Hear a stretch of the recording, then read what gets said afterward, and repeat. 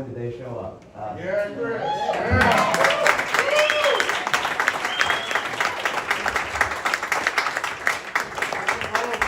So he has to speak, and I'm a little short. He also did spend hours at the commissioner's retreat, and he said he learned a few things that he wanted to share with us. But the way he fired up the crowd at the commissioner's meeting, Commissioner Wiesmer can attest to that. We wanted to have him here to fire us up. He held their feet to the fire like it needed to be done. Yeah. Thank you so much. It's amazing to be here in the spirit of the room. It's amazing, like when conservatives get that, we find each other. I'm just so blessed to be here. And I wrote down some things that I just went off the head last time. I wrote some things down, and I can still read English, so it looks like I'm a little nervous, but I think I can pull this off. Hello, fellow patriots. It's good evening, and thank you for taking the time out of your busy lives to be here tonight. There's something special, something great about being surrounded by folks that love God, country, and family. I think so, and it feels good to be here, surrounded by you all. I pray the Lord is pleased, and we are in His will. My name is Chris Cranston. I'm a Yankee who moved to the area in early 1995 to work for Bobby Ellison in Winston Cup racing. I now own and operate Cranston Flooring Solutions, a small local business, and it's been a pleasure to serving the public. It's not always easy, but we are truly blessed and grateful for our success. Winston Cup is where I first started to learn the culture and what it means to be a Southern gentleman. I became what many might consider a damn Yankee in '96 when I refused to leave and married a local woman whose family has been here for generations.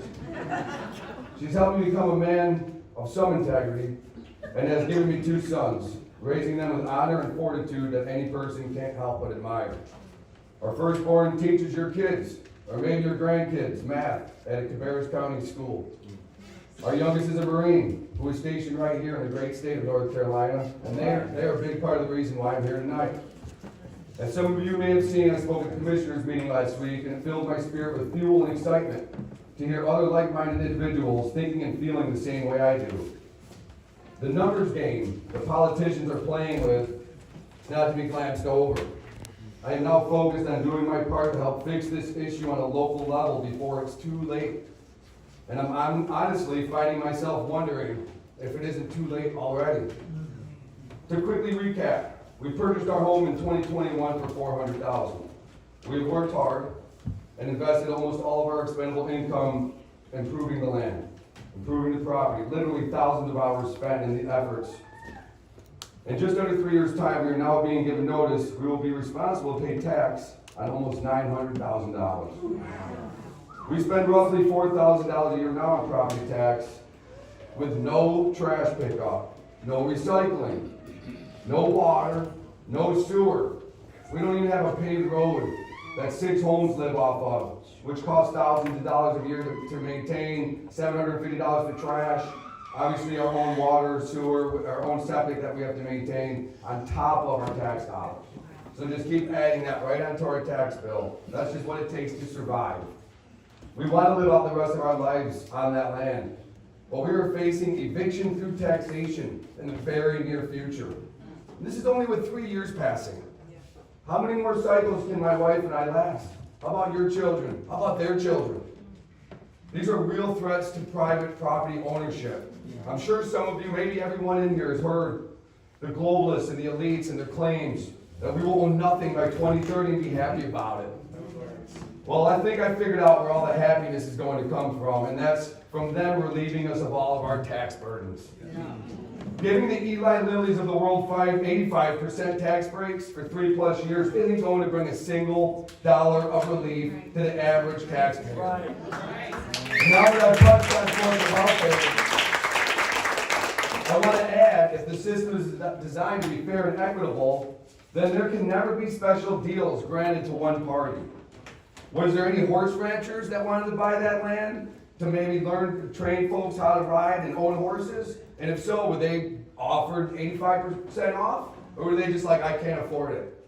So they just didn't even try to make a run at it. How many jobs does it take to get 85% off? How many for 50% tax off? It's all total chaos, and that opens every door for backroom deals and even crimes against our community. We can't continue to let this happen. It shows us all just how broken the system is. I'd like to see those rewarded, the homesteaders who have lived here for 4, 5, 6 decades. It seems government is more comfortable leaving them holding the bag of debt. Every solution the government has is more tax dollars. Every fire put out with cash. We can't reward failure with more resources. It's the only tool trick in their bag. Our money. Government produces nothing except for what we give them. I sat through just a few hours of the budget retreat, and I left dismayed and even a bit depressed after seeing what my local government is up to. It's even worse than I imagined. Although unelected with little accountability to the voter, the Human Resources Department ran much of the time I was there. I may have rescheduled my time to be there, but the Human Resources Director didn't. She wasn't there in body, mind you. In true COVID form, she was working remotely. Her mission? To keep all Cabarrus County employees aware of what the folks in Mecklenburg County, Raleigh City, and every other liberal enclave is up to. And you know where they got their eyes? San Francisco, New York, where they're swearing in Chinese nationalists and undocumented people to the Federal Elections Committee. That's who we are following. We don't elect those people in Mecklenburg. Why are we chasing them? Right. Here's some of the things I saw there. They want more sick days paid from 12 to 14. They want wellness days, 2 of them, fully paid, please. They want maternity leave for 40 days. That's one I'm for. I'd like to see more incentives to have children born and not aborted. Amen. Bereavement days for bereavement. Floating holidays for holidays like Juneteenth or Chris Cranston's birthday. Yes, please. Pay it for. 24 days paid vacation for long-term employees, and they want 27. Come from another county with sick days in the bank, we'll pay those. Come from another government with years of service, we will count them and pay you for a month-long paid vacation the first year you're here. We are creating socialism one government job at a time. I counted the 90 days, 90 paid days off. Obviously, you know, you have weekends, you can do the math. And all of this, while Cabarrus County Career Day shuts down opportunities for our citizens to see what Rowan County or other neighbors have to offer in the private sector. Eli Lilly doesn't want businesses like SA Communal Fire Prevention showing our public what they have to offer. One of their staffers paid $750 to have a booth from 8 to 1 for several dozen great career opportunities, only to have their $750 returned because their office is in Rowan. Citizens last. Corporations and government both come ahead of we the people. Our government is more than happy to be blocking our citizens from their best opportunities. At the end of the day, I want to remind everyone in here who we are. Who these brave men and women are that I've had the pleasure to get to know and love.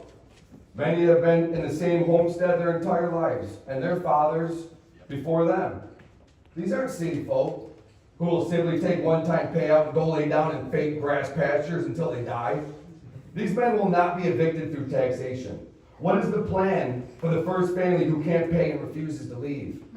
When it's 5 families? When it's 25 families? We must end government expansion. We are about out of cycles. Pray for these leaders. They're going to what I consider a type of hell. They need the full armor of God, our support, and continued pressure to not cave to the machine that is government. We are all watching. And if you fail us, we'll remove you. Amen. Please stand strong. You look in people's eyes and you can see the government literally trying to suck the soul right out of them. It's not easy. Please stand strong and firm in the face of these communist tactics. The health scares, the mask mandates, the mandatory injections, etc. must be shut down immediately because you know it's coming again. We have our faith in God and we put our trust in you all running for we the people. Please do not disappoint us in our mission to shrink government. And any person in here who is naive enough to think government won't fight back with all its man-given powers and forces should pause long enough to see where they are vehemently trying to put Trump and any of his allies who dare try to shrink federal government. God bless each of you again, and thank you for your sacrifices. You are the doers of this community. The proof is in my eyes and your ears. Thanks for attending. See you at the voting booth. Bring a friend, and let's get these folks in a position to create the change. And that's what we need to do. The whole time of children to better time home. God bless everyone. Take our homes and our families.